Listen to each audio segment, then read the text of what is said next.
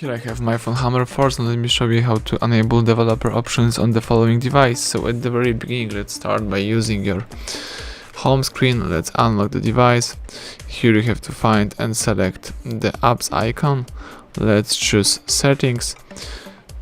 Scroll down to the bottom of the list, and here you can choose developer options. As you can see, in that device, developer options are enabled to defaultly, and here you can use developer options, and for example you may enable USB debugging by using this selector. Let's read the warning and tap OK to allow USB debugging.